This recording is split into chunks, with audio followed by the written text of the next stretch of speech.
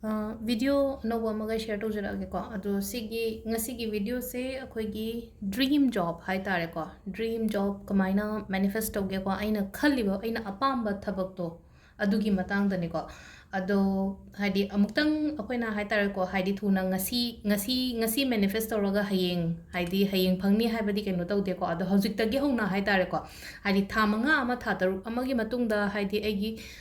interview or aina thagadoriba pekhanu ka ke ga mayam leina ko adumaina leiragadi hojik ona koi kari use to bayage kai to bayaga dage habado ko hapetang ai share to jarake ko samna habada tha amai matung de exam ne harase ani gi matung de exam ne harase ko aduda su adumaina adu ko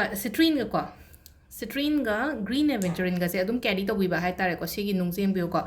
citrine sisi raw crystal ni ko ado somna tumbles kumba lo matam das minus suguma citrine su lerangani ko si citrine so ka shukai de ko adum kitang difference dum lai ko nungjeng sai machu mana den ha ko matam je haidi khra hai tare ko maina machu je wow na la ko syawe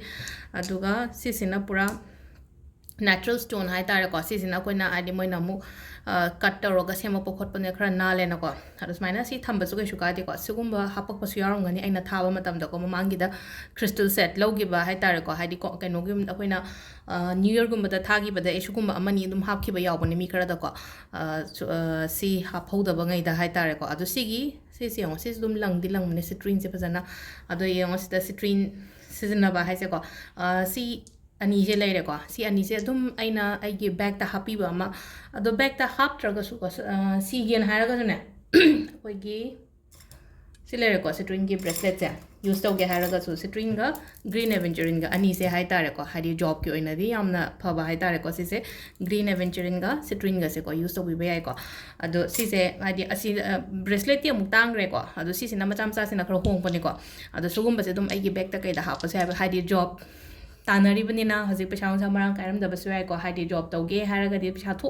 job तौरकांदनि ना पैसा थोक्तो अदो हजिक की ओइना हारगे सुगुंबा अनि खतंग लेरगा को आइगी bag ता हाप अमा को खोय फर्स्ट को सिमा दुम नुक्ति की कैरी तौबिरनि ना को कैरी तौबिबा मा लेरे अदुगा अमना कइनो आइगी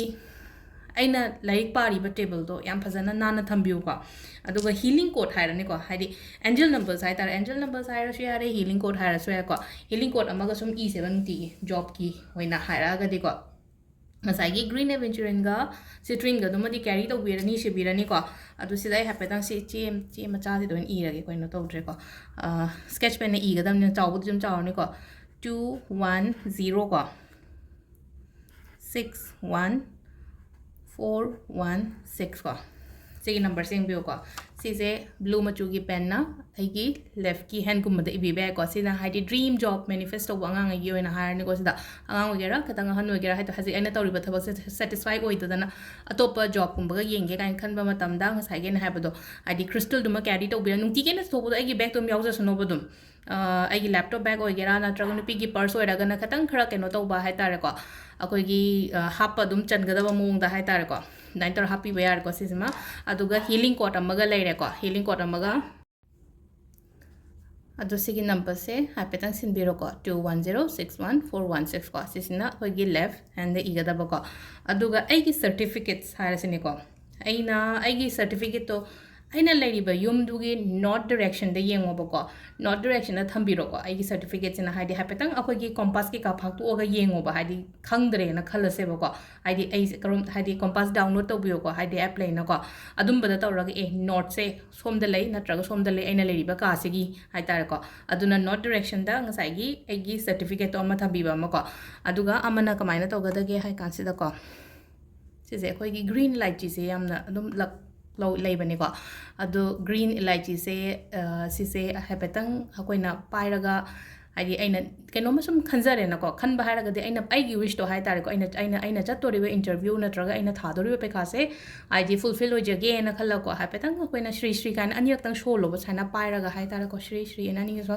सिसे अकोइना युमदगी थोलको मतमदा सिसे चारगा थोलो उम्मगा थोलकपा हाय तारे को मागी फ्रेगनेंस से चैलेंज से बको अदो सिसे अखोइगी को आइना हजि हारिबा अम्मा अनि अहुम मरी खदंगनी को अदो मरी मंगा अमगा यारी को अमगा यारी सिना कइनो हाय कांसे दा अखोइगी सिनेमन पाउडर मनी अट्रैक्ट तौनबदी हाय को सिनेमन पाउडर से खितंग लौरगा आइगी मथकता हाय तारगा आइगी कोक मथकता खतंग चाइशलोब सिनेमन से लक्सु luck attract tawgani ko hadi ngasai gi pesha attract tawbo dumaina same luck so attract tawgani ko aduna cinnamon powder sik mai tawgada ge kitang lawrani ado si se aine na khala se ai ko chena paraga ai mathak sida kabu kabu just maming gi na ko sisemaga sigi tips manga se hapetang job ke ka tanaraga leiba ngai hai tare ko thabak aina apamba thabak kumba leraga hadi hajik sun tauge try tauge kain khalliba mi ngai oi taraga sigi potsemaga practice to we go dream job manifestations hai tare ko sigi video se ko ado sida leire video se ma'am thank you